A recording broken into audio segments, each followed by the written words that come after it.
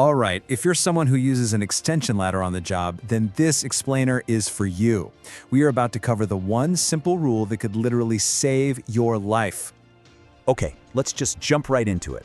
Think about this. Most ladder accidents, I'm talking the really bad ones, the ones that cause serious, life-altering injuries, they almost always happen because of one simple, common mistake. Just one thing that gets overlooked when we're in a rush to get the job done. And that's it, right there, setting the ladder at the wrong angle. I know, it sounds so basic, but getting this wrong is a massive, massive safety risk. It's the difference between a totally stable climb and a catastrophic fall. You see, an incorrect angle can cause the base of the ladder to slide right out from under you, or it can make the whole thing tip backward away from the wall. Either way, it ends badly. We're going to show you exactly how to prevent this. But hey, before we begin, do us a favor and subscribe to HSE Study for more practical safety tips that actually prevent injuries on the job.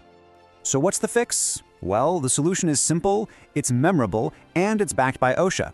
It's called the 4-to-1 safety ratio. And trust me, this is the key to preventing falls from an unstable ladder. So what is it exactly? Well, the 4-to-1 rule is just a super simple ratio to make sure you get perfect stability every time.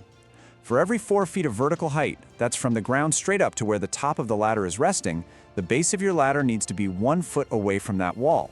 4 up, 1 out. And here, take a look at this diagram. This shows you exactly what we're aiming for. That 4-to-1 ratio creates the sweet spot, the ideal climbing angle of about 75 degrees. And that's not just some random number. It's the angle where physics is on your side, working with you for maximum stability, not against you. Let's make the math dead simple. Say your ladder rests against the wall at a height of 12 feet. Well, then the base needs to be 3 feet out. If you're going up 16 feet, the base is 4 feet out. Reaching up to 20 feet, you got it. The base has to be 5 feet away from the wall. See? Super easy. Okay, so how do you actually put this into practice on a real job site?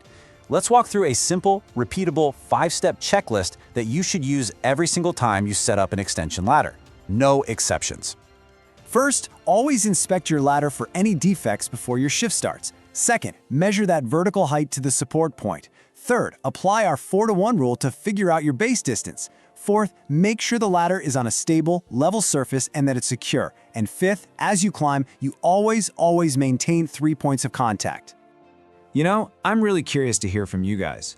What's the most common height you're usually working at on your job sites? Drop a comment below and let us know. Now, that angle is absolutely vital, but it's not the only thing that's going to keep you safe. Let's quickly run through a few other critical OSHA safety rules you just can't afford to ignore. Okay, remember this. Your ladder has to extend at least 3 feet above the landing surface for a safe step-off. Always maintain that 3-point contact. Keep your body centered. Your belt buckle should never go past the side rails. I've said it before, but inspect that ladder every single time. And never ever stand on the top 3 rungs, place it on an unstable surface, or use a metal ladder anywhere near power lines. Just don't do it. So what's actually happening when the angle is wrong? Understanding the physics here, the why behind the rule, really drives home just how important this 4-to-1 thing is. This slide shows it perfectly. If your ladder is too steep, meaning the base is too close to the wall, it becomes top-heavy and it can just tip backward. A tiny shift in your weight is all it takes to send it falling away. Now, on the flip side, if the angle is too shallow with the base way too far out, you're creating a massive amount of outward pressure. On any surface that isn't perfectly grippy, the feet can and will slide right out from under you. So let's lock this in our brains one more time. 4 feet up equals 1 foot out. That's it. That is the rule that keeps you safe. So here's the bottom line, the key takeaway. Always take those few extra seconds. Measure the height, pace out the distance. Rushing a setup is just not worth the risk. Your safety and your ability to go home at the end of the day is absolutely worth it. So I'll leave you with this one question to think about. After seeing how simple and effective this is, are you going to commit to using the 4-to-1 rule on your next job?